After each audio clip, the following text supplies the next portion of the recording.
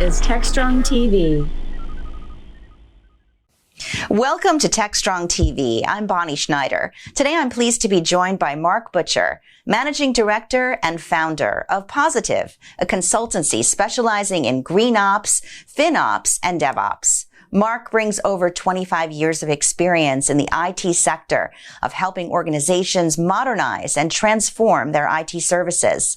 Today, he leads Posetiv with their focus on digital sustainability, showing businesses how taking an eco-friendly approach can not only reduce carbon emissions, but also boost profitability while supporting their net zero goals. Mark, thank you so much for joining us. Thank you for having me. Oh, it's a pleasure to have you on TechStrong TV today. I was wondering if we can start with you telling us a little bit more about your background and the motivation behind starting Posetiv. Okay, so that's quite an easy one. So I'm clearly not as young as I once was. I've spent a long time in IT and I've seen everything pretty much come and go, and I've seen all the trends, particularly the last decade of the panicked rush to the cloud because it's the best thing ever. So in my time and in my personal life, I'm also very focused on the environment. And what I recognised was, after spending a lot of time working in service providers, that there was a real opportunity to link my passion at home for the environment with helping people in large enterprises transform how they deliver their services, do it from the context of sustainability. So we formed Posetiv simply for that reason, which was to help people become more sustainable in enterprise IT. That's great. So what are the key challenges that you find in transforming IT services to be more sustainable and remain cost effective? Okay, I can answer that in quite a blunt way, to be fair. It's people. So it's not really technology. That's not really the problem, albeit it does sit in the way. It's multifaceted, and the biggest thing that we have to do is to deal with legacy, to deal with the culture change that's needed, and try and get around the idea of resistance to change. And there's also a bigger problem, which is people actually getting to understand the problem they're trying to solve. Because people think they understand sustainability, particularly within the context of IT, but typically they only understand a very small proportion of it. So there is a lot of education that needs to be done. And it also requires quite a large organisational culture shift as well to become more sustainable in your everyday day-to-day thinking. I think that's a really good point, that people only understand a small portion of it. Before we get to the next question, I just want to ask you if you can just expand on that a little bit, like what you're finding, because I know that when I follow you on LinkedIn, there's a lot of conversations going on, but there's a lot of people that aren't quite clear on everything there is to know about green software and how to be more sustainable. Could you speak to that and what you're finding, what people think it is and what it really is? Yeah, I think what people think it is, they often believe it's actually quite a simple thing when it's actually not. So often what I hear is people saying, well, we're in a sustainable data center. Our data center PUE is very low, or we use renewable energy, or we recycle our infrastructure, so we're all okay. Not realizing actually it's so much more complex than that. And there are so many other areas where, even that simple thing of the renewable energy comment, that just because you're paying for renewable energy, trust me, it doesn't mean you're actually using renewable energy. Unless you're directly connected to the source of renewable energy, so a wind farm or hydropower, that's not what you're actually consuming. What you're consuming is what falls out the plug in the location that you're in. And that can be a blend of anything from coal, gas, oil, nuclear, wind, hydro, any blend of that completely. And then there's, when we actually look at enterprise IT, that if we were very, very honest with ourselves, we all know secretly that big IT is not very efficient in the way that it's run and operated. There's an awful lot of legacy, there's an awful lot of complexity that we know we can get rid of. So it's not just sustainability of IT that we need to think of, it's sustainability in IT. And the in IT bit is really important, because if you take, say, the average cloud environment, you'll find the average enterprise cloud user is wasting somewhere between 30 and 45% of their cloud spend.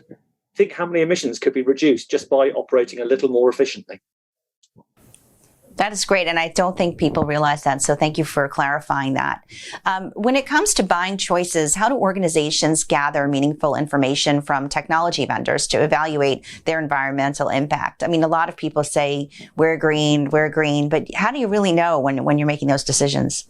Well, if you listen to all the vendors, they're practically perfect in every single way. And the truth is that the data and information is really hard to get. And I think the vendor ecosystem has got to go on a huge journey themselves, transform what they do with regard to sustainability reporting and sharing of information. Because the problem we have is that almost every vendor is calculating it in different ways. They're calculating their emissions using a different calculation model. They're releasing the information in different ways. They're selectively sometimes choosing which emissions categories they want to share and which ones they want to exclude. And obviously, some of them are even weaponizing it to make it a marketing thing as opposed to a reason for transparency. And then I think the last bit is they generally don't make it really easy to find the information. It's typically released on PDFs that you have to scrape the web to try and find. The information is often very, very out of date. And the key thing is it rarely actually reflects the reality of the configuration that you've actually purchased or deployed. That's a good point. In the context of DevOps, because our viewers on TechStrong TV are very immersed in the DevOps world, so I know they're going to be interested in your perspective on this. So in the context of DevOps, how can organizations seamlessly integrate digital sustainability practices into their processes? So DevOps teams are absolutely at the front line of actually helping us fix this problem, because they're the ones who are building the applications and the services and the tooling that we all use day to day. So there's so much they can do once they get to grips with the problem they're trying to solve. And to do that, they need meaningful data that makes sense to the context of how they do their jobs. And so there's some great organizations like the Green Software Foundation are creating their software intensity metrics for developers to use. And so they can adopt loads of eco-friendly coding practices. They can look at a greater implementation of automation, because taking people out of the way is a really good way of reducing wastage, because automation can speed up the functions, can speed up what you're doing. It can change and transform everything you're doing, in fact. And one of the others is choosing the right services. So choosing to run your workloads in the right cloud area or the right platform in the right location, choosing the right coding language to make it more efficient. And even the big thing they can do that a lot of people miss is challenge what is increasingly daft business requirements quite often. So businesses make some really strange requirements and things, for permanent 24/7 uptime for a service that isn't needed. They'll want endless amounts of data to be retained forever. There's so many things that actually, if you challenge the requirements, you can reduce the size of the footprint substantially. That's really helpful to know. You mentioned cloud, so I was wondering if you can share with us what important factors should organizations consider to ensure environmental sustainability in cloud deployments? Okay, so if you listen to the cloud providers, you believe they were greener than green, practically perfect again, like everyone else. The truth is, cloud providers' data centers are absolutely very efficient. Their infrastructure is very well run, it's very well optimized, because that's how they make huge amounts of profit. But that doesn't mean that they're any more or less sustainable than an on-premise or a co-location type infrastructure. So you need to take into context the location of where they're operating from. So choose the right cloud location. So for example, if you were looking at your Scope 2 emissions, power-related emissions, you would often want to choose somewhere like, say, Sweden, France, Scotland, those types of locations, because of the blend of renewable energy they use. And then you need to look at how are you building your services. So whatever you do from a sustainability perspective, do not do a lift and shift. Do not just pick up all your old legacy and dump it in the cloud, because you're going to be burning emissions like crazy if you do that. You need to look at using the right tooling for the right platforms and consolidate everything you can. Just make everything as efficient as you can. And then when you get into when you're running in the cloud, don't fall into the trap that nearly everyone does, which is the cloud waste thing that we talked about earlier. So optimize your services, get rid of all your cloud waste, consider sustainability of the cloud as well as in the cloud. Mark, I neglected to ask you where you are based, but I'm guessing it's the UK. It's definitely the UK. So about half an hour outside of London. Wonderful. We're here in the U.S. and in the U.K., we've been reading a lot about new requirements that are coming for businesses reporting around ESG. And I was wondering if you could touch upon that and also explain, as for those that are watching us here in the States, what are the potential business advantages of prioritizing eco-friendly approaches and embracing digital sustainability. I know there's going to be people that are going to have to deal with this sooner than later in different parts of the world. But a lot of people are unfamiliar with that. So could you kind of break that down for us? Yeah, no, absolutely. So legislation is just one of the areas that is really going to give you a competitive advantage here, because you look at whichever angle you come from, whichever market you operate in, legislation is coming or is already here. It doesn't matter what sector you're in. You're either going to have state sector-related legislation, you're going to have government-related legislation. If you look at the EU, the CSRD, which is coming in place from January 2024, which affects any organisation globally who trade in the European Union who are turning over more than, I think the figure is $50 million, or has more than 500 people. And what that's going to be demanding is transparency on their emissions reporting. So reporting all emissions of all scopes, no longer hiding and masking things by using offsets, giving absolute clarity on the actual truth of their emissions. But that's only kind of one area. And we're already seeing the same thing coming from places like the SEC. We're seeing international standards boards appearing. So whichever angle you come from, there's going to be the requirement for additional governance and transparency. But then when you break it into other areas, which is going to make a difference, there's investor pressure. So investors are increasingly placing massive scrutiny on company sustainability adherence. So looking at their net zero plans, looking at what they're actually doing. And the reason they're doing that is because they're finding investors that they actually make more money out of organizations who are operating more sustainably. That could be because they're more efficient, but it could be because of things like risk mitigation. But then you've got things like customer expectations. So customers' buying patterns are massively changing. They're increasingly becoming environmentally conscious, and that's B2B as well as personal buying B2C. They expect kind of the organizations to actually be completely transparent to their commitment to the sustainability. They want aligned values. They want to make sure that sustainable practices are really being implemented, so no greenwashing. And that is absolutely becoming a massive competitive advantage. And the last bit, which literally everyone ignores, and particularly in tech, it's becoming really important, is Gen Z is now coming through into the workplace at rates you've never seen before. And they do not want to work for organizations who are not aligned with their values at all, their values and their ethics. So what we're finding is, particularly in tech, it's getting really hard for some organizations to recruit people simply because they don't want to go and work for them. They won't even apply for the roles. So unless you're operating more sustainably, you're actually not going to be able to find the people who could develop you these next generation applications and services who are your next market. That's such a great point. We saw that with the millennials, but we're seeing it even more so with Gen Z that's coming up. So I agree. And they don't give up, they make decisions hard. Yeah, and that really is one of the big deciding factors they may take. If you have a great software developer or engineer, they're going to pick the company that's doing the most in that area. So excellent point. Well, we talked a lot about the positives.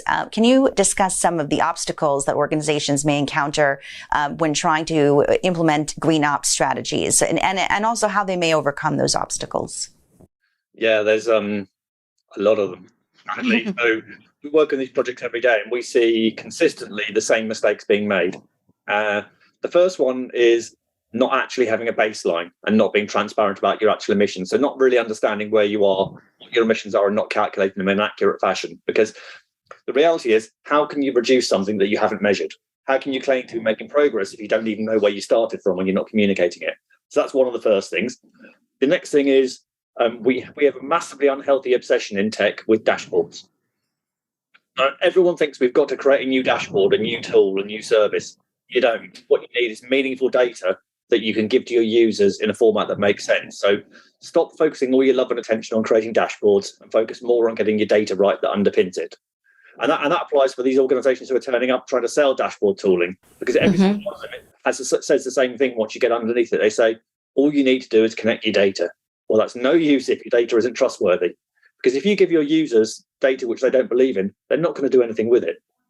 Then the next couple of points are kind of very interlined. Volunteer guilds.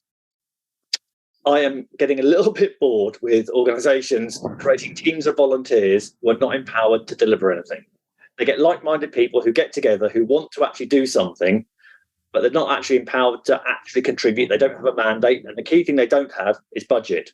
What you need is dedicated budget towards these projects and programs so you can actually do something once you identify an initiative, which then comes on to misaligning it with your strategy. So if it's not aligned as part of your overarching transformation strategy, which inevitably it typically isn't, you're really going to struggle because you're going to be pulling in different directions as an organization. So you'll be going in one direction with your wider IT strategy and another one with your sustainability folk coming in, effectively trying to push water uphill. That's probably the phrase I would use. And then it's targets and KPIs not actually counting. So leaders absolutely have to take responsibility and accountability here. It's not enough just to spread targets around the bottom for decarbonisation. They need to flow up and down, and the pain needs to be felt equally, both inside and outside of IT. So you need meaningful KPIs, meaningful targets, and things like OKRs that actually make sense, that are also aligned with everything else in your organization. And then the last thing is you actually need a roadmap and a plan. No, that's a really good point. I think you're right about dashboards. It can be overwhelming, seeing all this information. The main thing is the person reading the dashboard has to know how to interpret it and how they're going to use it. And you, as you mentioned, drive a plan forward from it. So that's a good observation. One of the things that you mentioned in the answer to your last question was trustworthiness and trust. So that leads us into this question. How does digital sustainability align with the goals and practices of cybersecurity teams? See, you might think there's absolutely no alignment whatsoever. And I've heard people say that.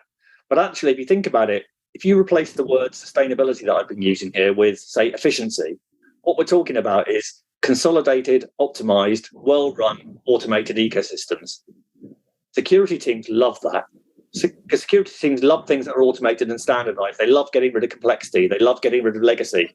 And that's what we're talking about doing here, is just making things as well-run, efficient, and optimized as they can be, eliminating all the natural waste. And also within security, there's a huge focus obviously on risk and governance, which is exactly the same as within the world of sustainability. It's rigid structures, well applied. So I think there's actually a really good alignment, even though you might not think so. And you mentioned automation. So everyone is trying to digitally transform as quickly as possible. Automation is a great tool for that. How can automation, can you give us some examples of how that might be used in sustainability efforts? Yeah, so some really easy ones. So if you're operating, say, a VDI platform in the cloud, so desktop virtualization in the cloud, how many organizations, users work 24/7? Not very many. You can easily automate the switching off of resources when they're not being used. So you could terminate those cloud desktops automatically by looking into things like calendars or Teams folders and actually looking and understand whether users are active or not active, automate the switching off the resources. And that would reduce your related emissions platform by about 68%, just in one easy example. And you can apply the same thing to any other form of resources where you're automatically right-sizing, you're automatically terminating unused instances, you use automation for storage tiering to get your data onto the right tier of storage that is less power hungry. So many areas like that make very simple changes very quickly. That's great. And how can organizations authentically communicate their digital sustainability initiatives without falling into the trap of greenwashing? Yeah, transparency and honesty. Own the problem that you're trying to solve. Stop denying the scale of the emissions that you actually have, and use a transparent calculation model that you're not scared of sharing. Because actually, one thing that we don't talk about often enough, you go back to my comment earlier, which is data being the problem. One of the issues we have is most people are aiming for a net zero target, and they're claiming they're going to get reduced emissions over the next couple of years. I've got to break some bad news to them. They're not. As the data quality improves from their supply chain, they're going to find that no matter how efficient they are, the emissions they report are going to increase over the next couple of years. So right now, it's about getting in front of that problem, owning it from an efficiency perspective and optimizing everything you can to eliminate it as much as possible so that as your data does improve in quality, you can start squashing the hard bits. So you can start moving towards actually reducing the emissions in a structured way. We mentioned a little bit about the new ESG rules. Where do you see the future going with this specifically for DevOps, for green DevOps? So I see DevOps teams and green DevOps teams contributing massively heavily towards well-optimized environments. I see a huge amount of auditing coming in and standardized automating. So I see automation being driven literally everywhere. And I think we're going to see the elimination of a lot of the manual tasks that are coming through already. So the DevOps teams are going to be under a lot of pressure to operate significantly faster and more efficiently and in a more standardized manner. That's for sure. Well, Mark Butcher, Managing Director and Founder of Posetiv, you are so knowledgeable on this topic, and it was really just a pleasure to have you on TechStrong TV. The whole conversation just flew by. It was so fascinating, and I hope you'll be able to join us again soon. Thank you so much for your time today. Thank you. Great. Well, stay with us on TechStrong TV. We'll have more after this.